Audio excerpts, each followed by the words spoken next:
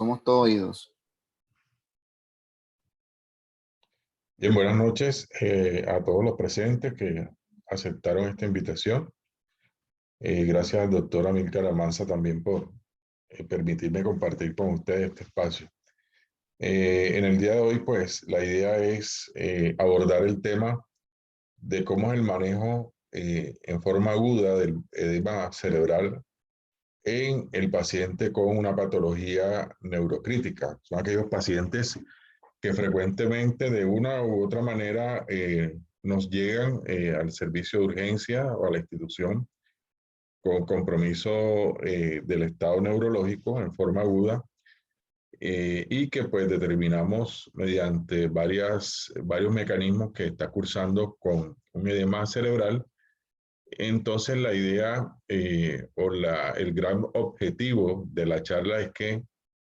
nos enfoquemos en que basado en el mecanismo por el cual se produzca o se está produciendo el edema cerebral en nuestro paciente, así hagamos una orientación terapéutica lo más efectiva posible, pues para salvaguardar la vida del paciente, que a la larga es lo que es nuestro objetivo como médicos que trabajamos con pacientes en estado crítico, en este caso neurocríticos, y disminuir pues la morbilidad también en estos pacientes, sea cual fuere su causa. Entonces iniciamos, permítanme un segundo. Iniciamos definiendo el edema cerebral como una condición, una situación secundaria a diversas patologías, podríamos decir que un síndrome, donde existe un exceso de líquido en el cerebro, lo cual resulta, es producto de una patología directamente neurológica o una patología que no es neurológica, pero que indirectamente repercute sobre este fenómeno a nivel del sistema nervioso central. Entonces, a grosso modo que vamos a detallar, el edema cerebral puede resultar de mecanismos propios celulares, producto de mecanismos vasogénicos, intersticiales u osmóticos. Entonces, según estos mecanismos que son muy importantes, así también vamos a enfocar el tratamiento que amerita el paciente.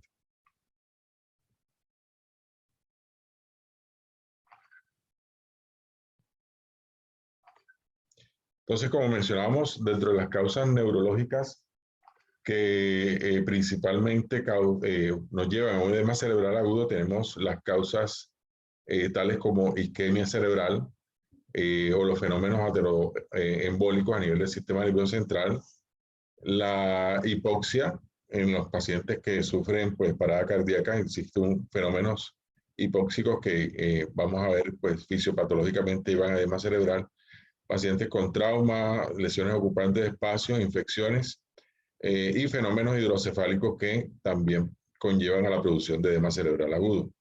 Y dentro de las causas no neurológicas, ya las principales tenemos de tipo infecciosa como la sepsis, patologías como la hipertensión, por ejemplo, la encefalopatía hipertensiva, la diabetes mellitus, una crisis hiperglicémica nos puede llevar también a un edema cerebral agudo, trastornos electrolíticos y el edema cerebral que se produce por personas que están a gran altitud, por fenómenos de presión, diferencias de presión, también conlleva a un edema cerebral agudo. Entonces, todas estas causas debemos de tenerlas en cuenta porque en un momento determinado dentro de su curso fisiopatológico, mediante diversos mecanismos, como vamos a ver, puede conllevar a un edema cerebral y por lo tanto es importante tenerlas en cuenta al momento de abordar terapéuticamente a nuestro paciente. Es importante saber, pues, que estamos en una zona del organismo que es sine qua non, que tiene unas condiciones muy particulares desde el punto de vista anatómicas y fisiológicas, empezando por el hecho que anatómicamente es una bóveda cerrada, donde la expansibilidad, como todos sabemos, es muy reducida y que pues juega un papel fundamental aquellas bases fisiopatológicas de lo que es la perfusión cerebral, que depende del contenido intracerebral, que está a su vez compuesto por el tejido cerebral, líquido cefalorraquídeo y el componente sanguíneo, que cualquier variabilidad en alguno de estos tres componentes me puede llevar a un fenómeno de edema cerebral, ocupación y aumento de la presión intracraneal, con los subsecuentes compromisos de la misma perfusión cerebral. Entonces, esta correlación anatómica fisiológica sine qua non o muy especial de esta zona confiere pues a que cualquier cambio me puede conllevar a cambios posteriores a posteriores muy importantes y significativos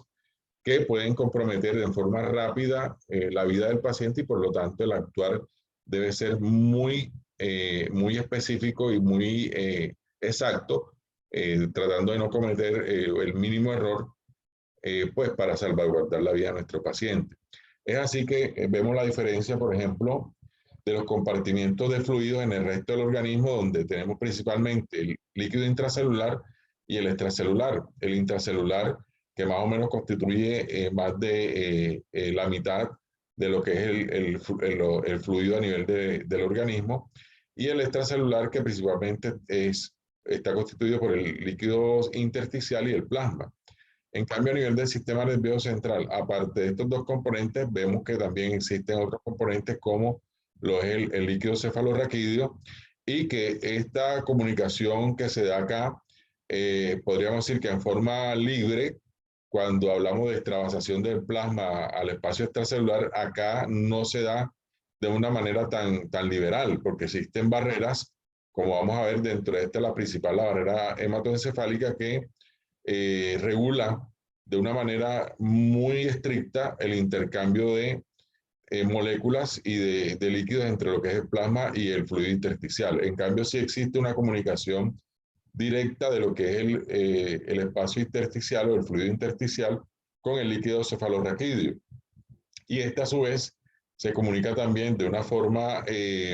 muy dinámica con el espacio intracelular. Entonces, estos tres compartimientos indirectamente se están correlacionando y debemos tenerlo en cuenta también, porque al momento de que exista, por ejemplo, un aumento del líquido cefalorraquídeo, como sucede en la hidrocefalia, indirectamente a través del líquido intersticial me va a estar impactando en lo que es la composición intracelular, en este caso lo que es el componente glial y las neuronas. Entonces, debo tenerlo en cuenta para la monitorización y el impacto que esto pueda tener en forma indirecta. Entonces, hablando de las barreras que ya habíamos mencionado anteriormente, tenemos la barrera encefálica externa,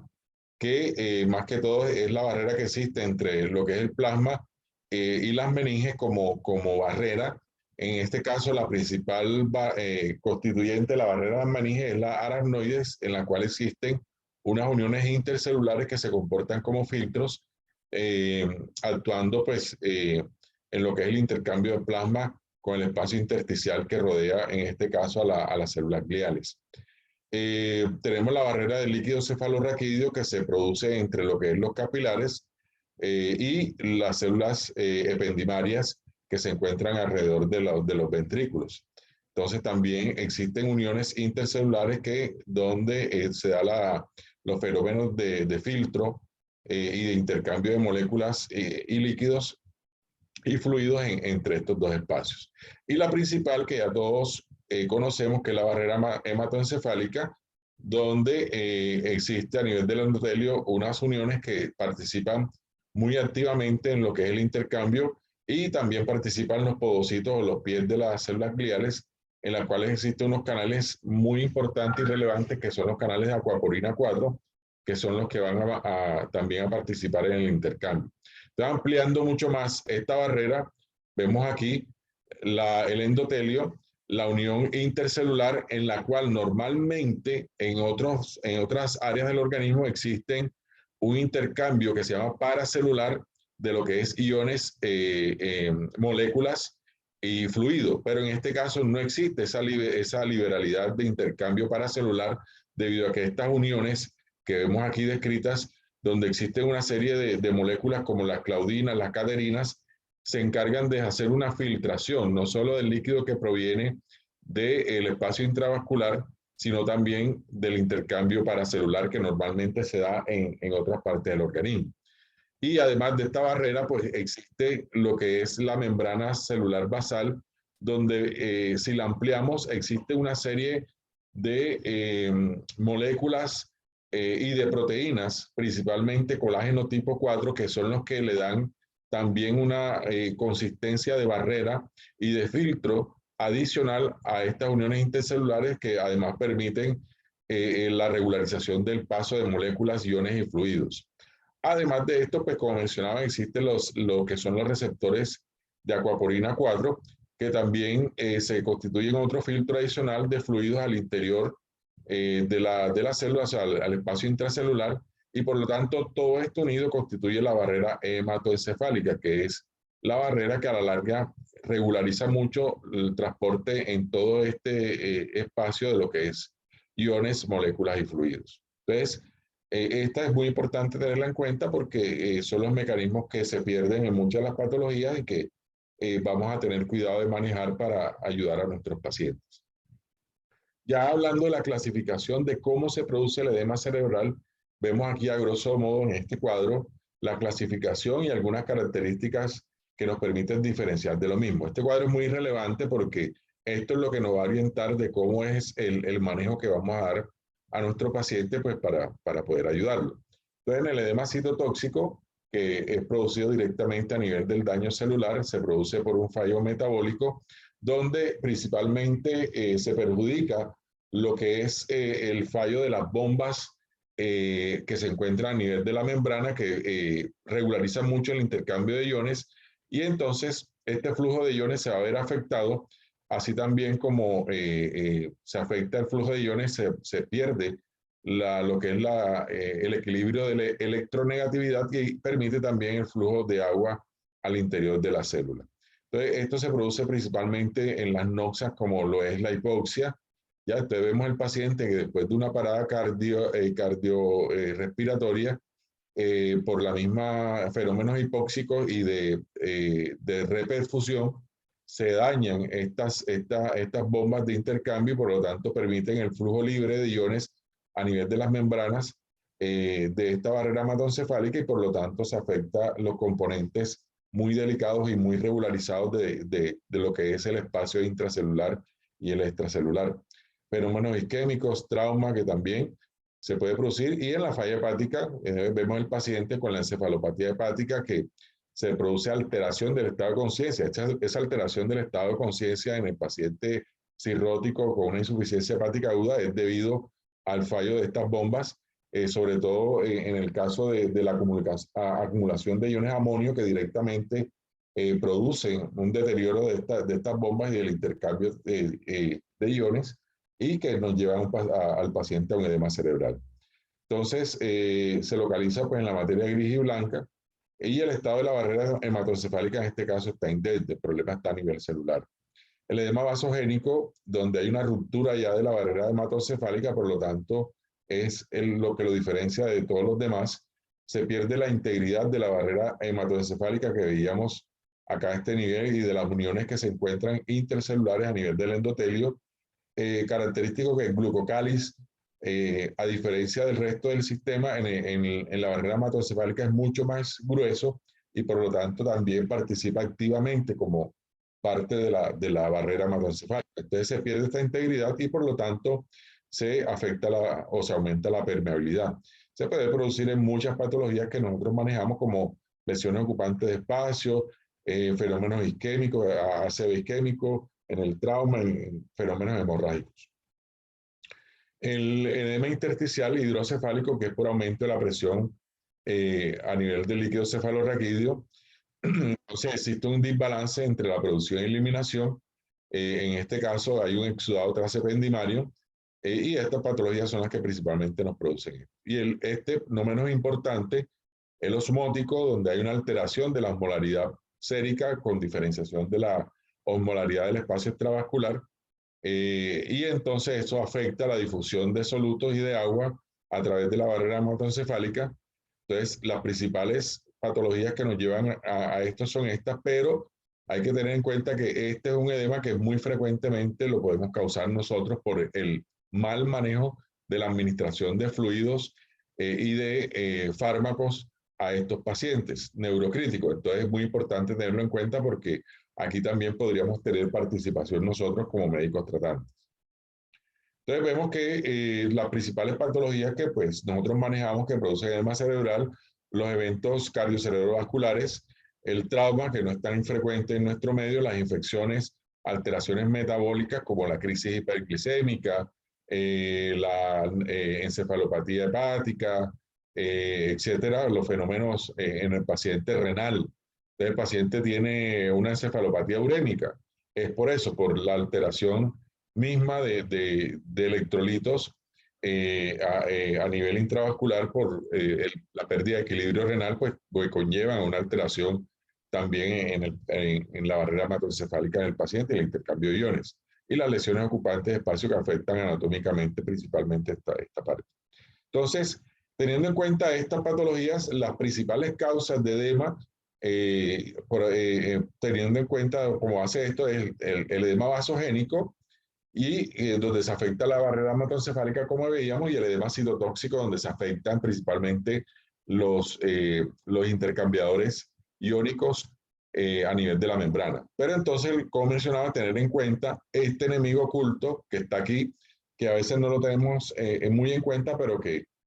nosotros mismos tenemos que intervenirlo porque participa activamente en un momento determinado y pues debemos intervenir. Entonces vemos un ejemplo, en este caso, de un paciente con un trauma cráneoencefálico, como inicialmente el mismo trauma me puede provocar un edema de tipo celular o citotóxico por la noxa directa de las células por el trauma. Pero además de esto, pues se puede producir un edema de tipo osmolar por toda la reanimación que nosotros podamos hacer en el paciente y los cambios que se producen inicialmente de estrés metabólico. Secundariamente, el trauma inicial dispara una serie de cascadas inflamatorias que ya es el daño secundario que se produce y el terciario en el trauma cráneoencefálico, donde la liberación de esta cascada inflamatoria me lleva a un edema citotóxico y esta a su vez posteriormente me lleva a un edema vasogénico con disrupción secundaria de la barrera hematoencefálica. Entonces vemos cómo en una patología pueden coexistir en forma o sea, al mismo tiempo o secuencialmente, sincrónica o posteriormente, todos estos fenómenos de producción de edema y que debo tenerlo en cuenta al momento del abordaje terapéutico en el paciente. Así también el paciente con ACV isquémico. Vemos que inicialmente, fíjense a medida como transcurre el tiempo, inicialmente la noxa directamente por una alteración a nivel de la circulación de líquido cefalorraquídeo. Entonces se produce un edema de tipo pues, periventricular y que posteriormente se convierte en un edema citotóxico, un edema iónico y un edema vasogénico a medida que transcurre el tiempo por todos los fenómenos inflamatorios que esto desencadena. También es otro ejemplo de la coexistencia de todos estos fenómenos vasogénicos y de producción de edema. Entonces, teniendo en cuenta esto, ¿cuál sería el enfoque de tratamiento de mi paciente con edema cerebral agudo? Hay que tener en cuenta, obviamente, la patología que me está produciendo el edema en mi paciente. Es decir, si es un paciente con una encefalopatía urémica, donde sospecho que hay un desequilibrio a nivel de la osmolaridad sérica y de la regularización de iones, pues el tratamiento de base sería el paciente someterlo a diálisis. Y ojo que la misma diálisis puede tener impacto de producirme un aumento en el edema cerebral por el mismo cambio abrupto de la osmolaridad sérica que me puede perpetuar mucho más, ya no por una causa osmolar, sino por otros fenómenos que habíamos visto del origen del edema vasogénico. Entonces, el pilar del tratamiento en muchas de estas patologías sigue siendo lo que es la terapia hiperosmolar, ya que todos hemos manejado un momento determinado. Este artículo publicado el año pasado, en marzo, nos habla de que ya esta terapia cumple un siglo y aún así sigue siendo vigente como pilar fundamental en la base del tratamiento de mi paciente con edema cerebral. Se habla de un siglo porque en el año de 1919 estos neurocirujanos en Estados Unidos descubrieron que los cambios en el volumen del cerebro a nivel de roedores y de felinos descubrieron eso, que producían cambios o estaban producidos por cambios osmolares entre lo que es la sangre, el cerebro y el líquido cefalorraquídeo. Entonces, a raíz de aquí, de este descubrimiento, empezaron a hacer experimentos e intervenciones con los cambios en la osmolaridad y de fluidos que se administraban, y ahí partió la terapéutica de la terapia hiperosmolar como medida para tratamiento del edema cerebral agudo. Entonces, en esta publicación vemos cómo las diferentes soluciones hipertónicas de solución salina, la constitución misma que podemos encontrar, las más frecuentes, solución al 2%, 3% y hasta 23.4%. La forma en que se administra, ya en algunos casos los autores recomiendan como infusión continua, en otros casos como bolo, cada 4 a 6 horas. El acceso que debe tener, que se debe ser acceso central, periférico muy poco por el riesgo de flebitis y extravasación. La monitorización que debemos hacer cuando suministramos estas soluciones salinas hipertónicas y pues algunos puntos a considerar. Y acá vemos la confrontación que siempre ha existido entre el manitol y la solución salina hipertónica. ¿Cómo se usa el manitol? Algunas ventajas como que no necesita una línea central para suministrarse, la forma en que se monitorice el mismo por la osmolaridad sérica o el anion gap, en este caso la solución hipertónica por los electrolitos séricos, las ventajas de cada uno que habíamos mencionado y pues las desventajas de cada uno que vamos a detallar posteriormente en lo que es la guía de revisión que vamos a tener en cuenta. Vemos acá una serie de otros elementos que han sido utilizados a través del tiempo como terapia hiperosmolar. Inicialmente se utilizaba la urea, pero la urea era muy inestable o muy impredecible su respuesta, por lo tanto cayó en desuso. Hoy en día lo que más se utiliza es el manitol, vemos que son los que mejor recomendación tienen, y la solución salina hipertónica. Otras terapias como los diuréticos no tienen tanta recomendación en el tratamiento para el edema cerebral. Lo que es los sedantes, que es si sospechamos y vamos a intubar a un paciente y vamos a dejarle una sedación, en este caso el propofol es el que mejor evidencia tiene como sedación en el paciente con edema cerebral agudo,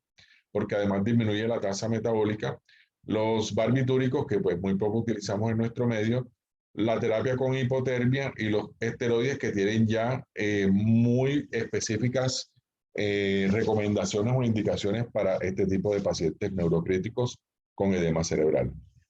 Estoy entrando específicamente en estas guías publicadas en el año 2020 en el Neurocritical Care. Es una reunión de la Sociedad Mundial de Cuidado Neurocrítico, donde participan también neurocirujanos. Entonces, se reunieron y pues el panel de expertos emitió unas recomendaciones respecto al manejo del edema cerebral en diversas patologías. Por lo menos en la hemorragia subaracnoidea se hace la pregunta de que si las soluciones hipertónicas con base en sodio deberían ser monitorizadas por los niveles de sodio sérico o en cambio si deben ser monitorizadas por lo que es la guianza de la evolución del edema cerebral y la presión intracraneal.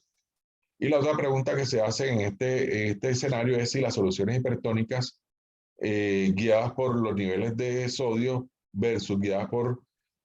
síntomas impactan en los desenlaces neurológicos. O sea, cuál de estas dos guianzas o monitorización impacta mucho mejor en los desenlaces de nuestro paciente. Entonces, lo que ellos recomiendan primero, en cuanto a la monitorización del uso de solución salina hipertónica, es que se base más que todo en síntomas, sobre todo la medición de la presión intracraneal y la evolución neurológica del paciente,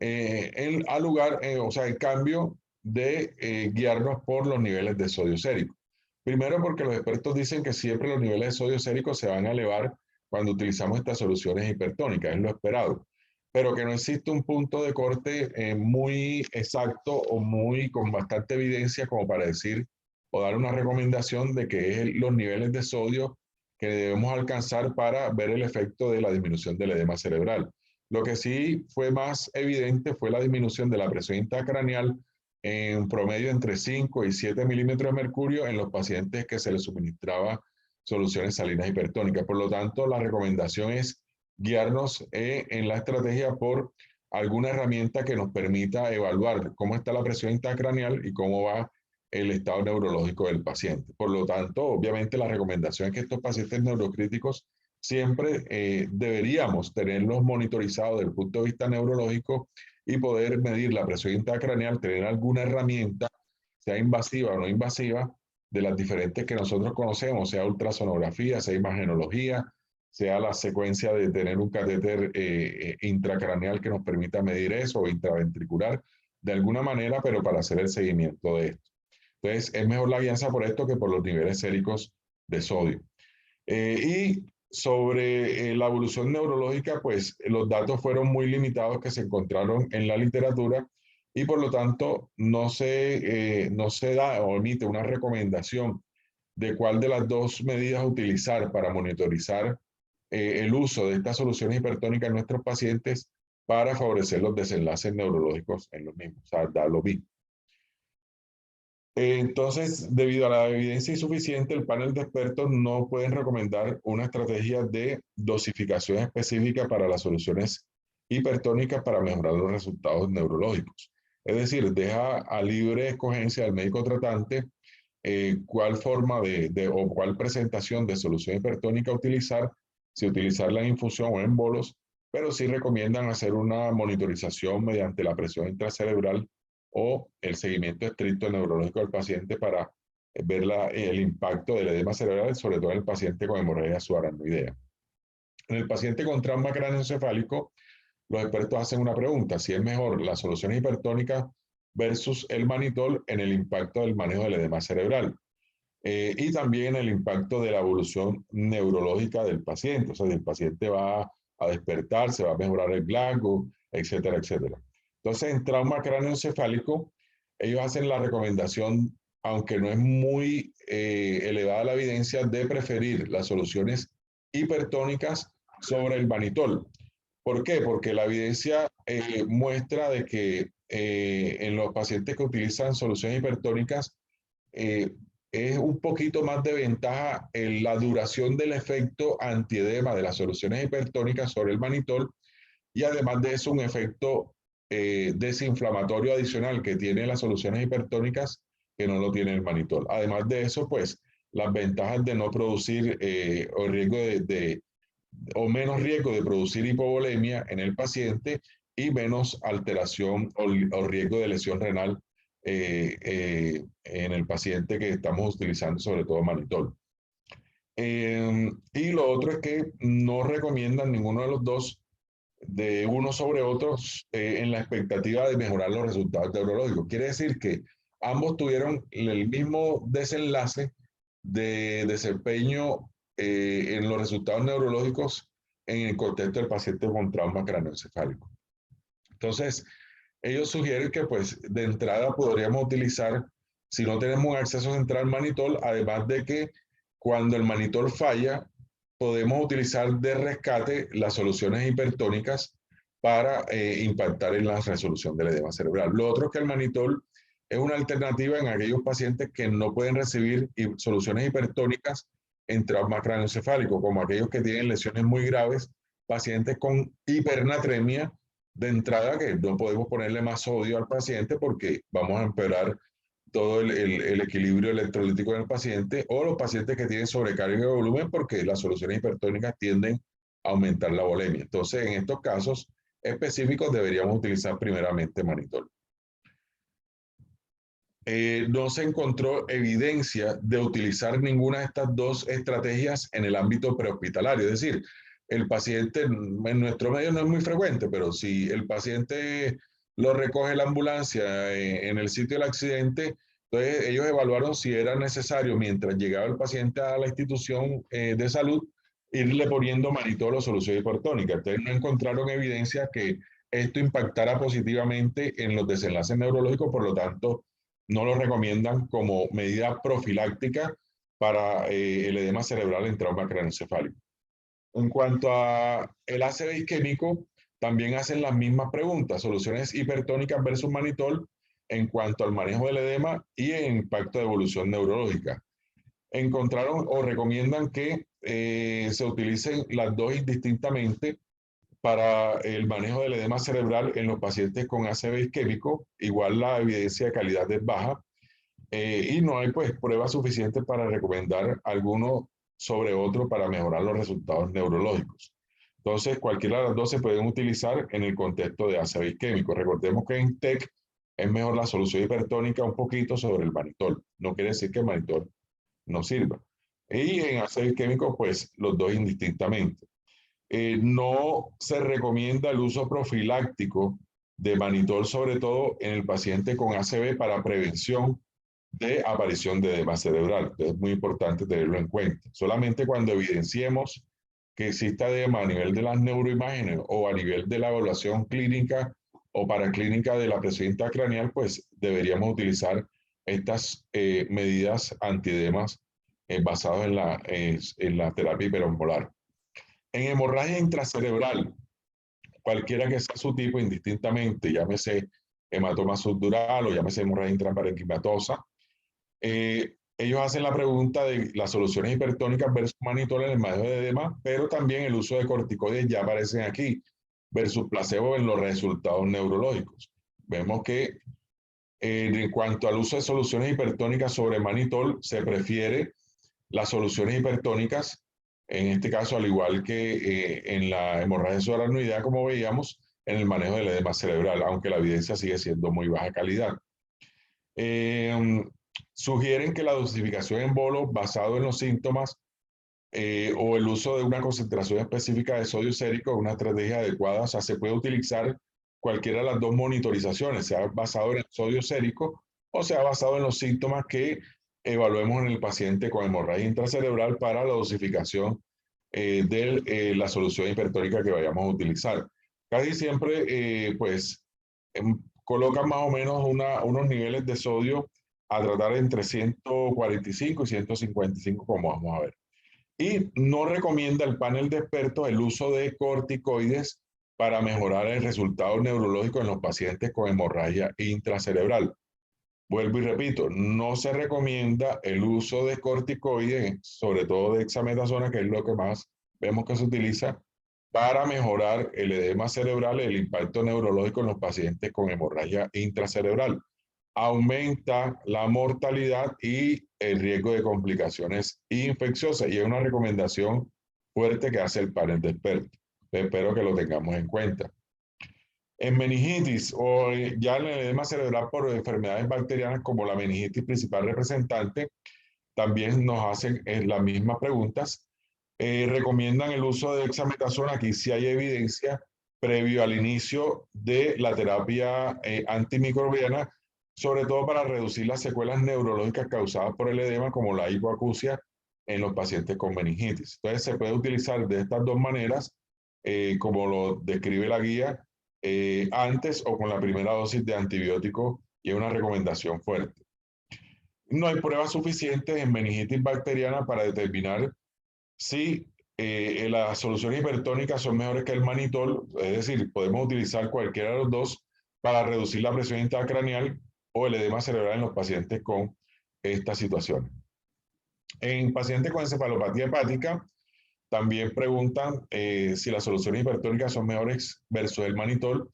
en la resolución de edema, o también la pregunta de que si la terapia hiperosmolar es mejor que los agentes reductores de amonio, llámese lactulosa, llámese cualquier otro agente que ayuda a reducir los niveles de amonio sérico en los resultados neurológicos. Entonces, indistintamente se pueden utilizar la recomendación de soluciones hipertónicas versus manitol en el manejo del edema cerebral en estos pacientes con encefalopatía hepática. Y no hay evidencia para determinar si la terapia hiperosmolar o la terapia de reducción de amoníaco mejora los resultados neurológicos. Es decir, podemos utilizarlo indistintamente, pero no es que vayan a impactar mucho en cuanto a la evidencia en la literatura de la resolución de los resultados neurológicos en estos pacientes. Ya en cuanto a la monitorización de la terapia que estoy haciendo, llámese manitol, llámese solución hipertónica, vemos que recomiendan ellos que el manitol nos guiemos más por lo que es la osmolaridad sérica o el anion gap osmolar, porque muestra mejor correlación con la predicción de probabilidad de lesión renal aguda. Entonces, pacientes que estemos con uso de mannitol, debemos monitorizar la osmolaridad o el anion gap para guiar la terapia. La recomendación en cuanto a la osmolaridad es que sea lo más normal posible, un poquito por encima de los 280 que usualmente manejamos, porque es la terapia que nos permite manejar el edema cerebral. El gap osmolar no existe, pues, una recomendación, el anion gap de punto de corte, pero la mayoría de los autores y los estudios coinciden en que un anion gap techo debería ser 20. Ya a partir de ahí hacia arriba ya deberíamos modular la terapia con mannitol por el riesgo de lesión renal aguda. En cuanto a las soluciones hipertónicas, preguntan el panel de expertos si es mejor guiarla por la concentración de sodio sérico o por la concentración de cloro sérico para la predicción de toxicidad. Entonces, la recomendación es utilizar más el anion gap en el manejo de mannitol para monitorizar el riesgo de lesión renal aguda. Como hablamos, el punto de corte más o menos sería 20, aunque no existe pues evidencia suficiente, pero la mayoría coincide en este punto de corte. Y en cuanto a los pacientes que utilizamos soluciones hipertónicas, la recomendación es vigilar mucho lo que es la concentración indistintamente de sodio o cloro. Sabemos que ambas están correlacionadas con lesión renal aguda, sobre todo la hipercloremia. Entonces, la recomendación que ellos hacen es que coinciden que la mayoría de los estudios muestran un punto de corte o techo de manejar el sodio sérico entre 155 y 160 y el cloro sérico entre 110 y 115. Es decir, si están por encima los niveles de estos rangos, ya debería yo modular la terapia con hiperosmolar con sodio que esté suministrando, porque ya corro el riesgo de producir una lesión renal aguda en estos pacientes. En cuanto a las terapias no farmacológicas, ya hablando de otros temas, otras estrategias de tratamiento de edema cerebral, el panel de expertos pues sugieren coadyuvarnos con lo que es la elevación de cabecera entre 30 pero no más de 45 grados como complemento beneficioso para el manejo de la presión intracraneal elevada en nuestro paciente. En el paciente ventilado bajo ventilación mecánica invasiva, algunos episodios breves de hiperventilación para disminuir la PC2 se pueden utilizar como terapia de rescate en cuanto a disminuir en forma rápida y momentáneamente la presión intracraneal mientras utilizamos otras medidas de mayor impacto. El uso de derivación de líquido cefalorraquídeo o de punciones terapéuticas se considera como un complemento beneficioso para reducir la presión intracraneal cuando ayudamos a otras herramientas que estemos utilizando. En cuanto a nuevas estrategias de manejo, pues se han hecho estudios y están en boga de resultados. Otras estrategias, como vemos acá, que impactan sobre todo en los receptores de acuaporina 4 que participan activamente en el intercambio de fluidos a nivel de las células gliales, sobre todo, y las neuronas, pero más las células gliales, y que bloqueando estos receptores se ha visto que impactan la disminución de lo que es la presión intracraneana el edema cerebral. Otras sustancias como la glibenclamida a través de estos receptores también han mostrado disminución del edema cerebral, de la irregularización de la barrera hematoencefálica. La milorida, que es un diurético, también disminuye la evacuación o aumenta la evacuación de agua a nivel cerebral, disminuyendo el edema cerebral. Entonces, todas estas estrategias se están utilizando. La bumetanida en la inhibición del receptor de contrapostador sodio-potasio-cloro, que impacta en el intercambio de iones y aumento del edema cerebral, y que entonces también se constituye en un target nuevo de terapia para disminuir el edema cerebral en nuestro paciente. Y en cuanto a la disfunción de la barrera hematoencefálica, vemos todos estos agentes que también ayudan a la inhibición de metaloproteinasas y de todas aquellas sustancias que pueden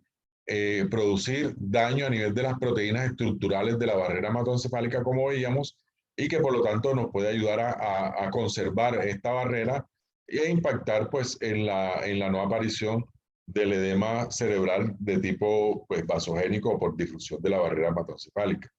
Vemos que una de los targets con más evidencia del uso de bevacizumab a través de la inhibición de factor de crecimiento endotelial vascular, que también es inhibido por los corticoides y por lo tanto es donde una de las mejores evidencias existe del uso de esteroides en edema cerebral producido por lesiones ocupantes de espacio, porque inhibe este factor y ha mostrado pues alto impacto desde el punto de vista estadístico en la resolución del edema cerebral en estos pacientes. Por lo tanto, se sigue utilizando y esta molécula nueva se está pues utilizando también basado en este mismo principio. Entonces, como conclusiones, tenemos que el tratamiento farmacológico del edema cerebral debemos guiarlo por la patología de base que nos está produciendo el edema, por la fisiopatología, sea desde el punto de vista vasogénico, citotóxico u osmolar, pues para ser más efectivo en el tratamiento.